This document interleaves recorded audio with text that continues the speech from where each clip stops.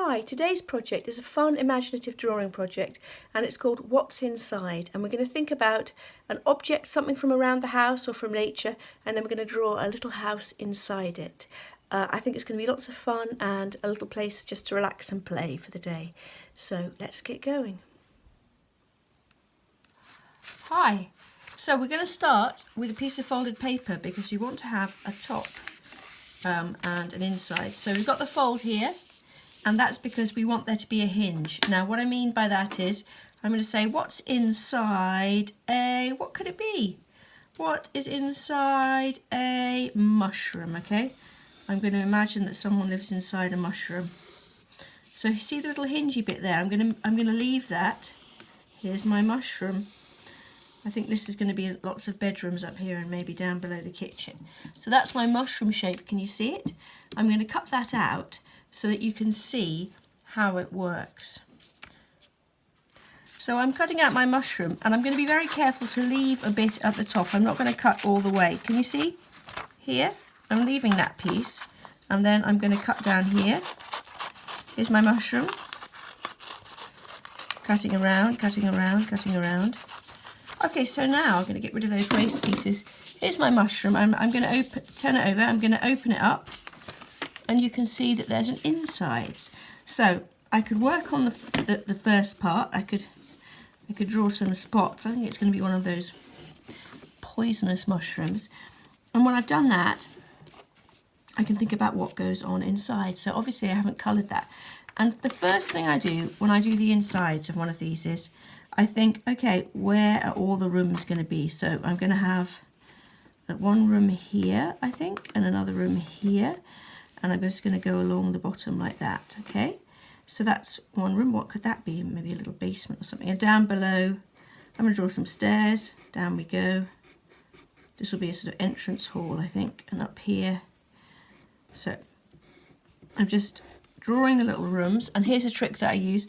I go diagonally there, and then I draw a smaller shape, like this shape, but smaller. And I keep these lines parallel. So that means the same distance there, the same distance here. I'll try and keep it the same, and that means I got a little room if I want. I mean, you don't have to do it like that, you can do it different ways.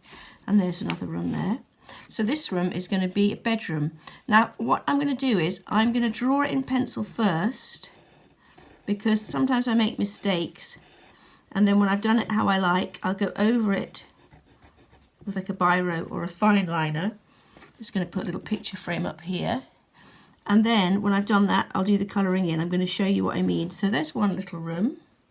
I haven't thought about who's going to live here, but let me show you one that I did before. So that's my mushroom. I'm going to finish that later. But this is a log. Now, who can live inside a log? Well, I thought it would be a little bird of some kind, so I opened it up. And you can see here that I've done pen over my pencil, and then I've rubbed that out and I've started colouring it in, and I probably am going to finish this off later, but I'll show you what I mean. So I make it all nice and black and white, and then I colour it in, that's how I'm doing it. You could do it differently if you want to, you don't have to do it this way, but I find it quite satisfying having a little colouring in to finish off with. So I'm probably going to keep going, and I could make wallpaper, you know, I could make this much more colourful. So for example, if I wanted to, I could say, okay, in this room, how about some striped wallpaper? Keep going with that until the whole wall is covered. And if you wanted to, you could even use, you could collage that wallpaper. I think it's probably easy just to keep it as a drawing though, isn't it? Just keep that nice and colourful. And down here's my little wren. So I'm going to colour her a sort of a brown colour, I think. Can you see that little wren there? She's got a little tiny letter, and what I enjoy about this is I enjoy making all the things that are very tiny, like a tiny letter. There's a spider, a tiny, tiny umbrella stand, and these candles, like I'm going to colour them in, but it's the smallest flame in the whole world. There it is. I'll just give a little glow of light around that. I think it's night time, so perhaps she's written a letter and she's going to put it by the front door and post it later. Now I'm going to show you another one that I did, and I was a little bit stuck for ideas, so I looked around the kitchen and I saw the salt and pepper, and I thought, well, maybe who lives inside salt and pepper would be fun. So here is the pepper pot, And I've put the pencil over this, and I actually haven't rubbed it out. So I'm going to show you how I do that. So this one is finished, and I'm going to rub out the pencil lines there. And you see, I'll show you how I do my little bit of black pen as well. I can't find my black pen. But anyway, here is a monster, and that monster, you thought it was just an ordinary house. I'm going to make him 2-coloured so that he looks really toxic. That's my little toxic monster there. So you can see that I went over these pencil lines here with a black pen.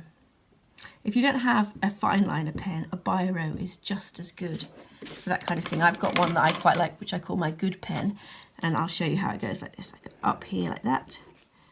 I'm just going over things, so I've got a little bouquet of flowers here. Sometimes I change things when I go over with the pen line as well. And I'm going to colour those in a minute.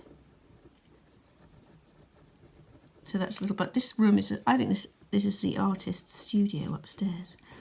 And the monster lives in the basement. Or maybe the monster lives in this house. We just don't know until it's finished. But I hope you have fun thinking about this.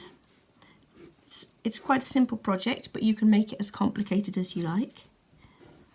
And you can colour it in, or you can keep it black and white. And you can make up a good story about the people who live in this little house.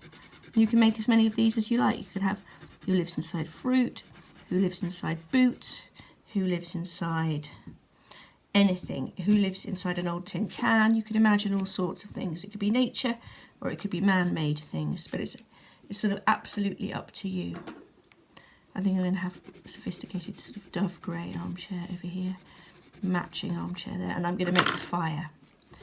So I want you just to use your imagination and look around and think, first my object, and then what's going to be inside it is the fun part. So I'm just going to show you those two again. I've got salt and pepper, and I put those two next to each other because I thought the pepper pot would be too skinny on its own. And there's my log.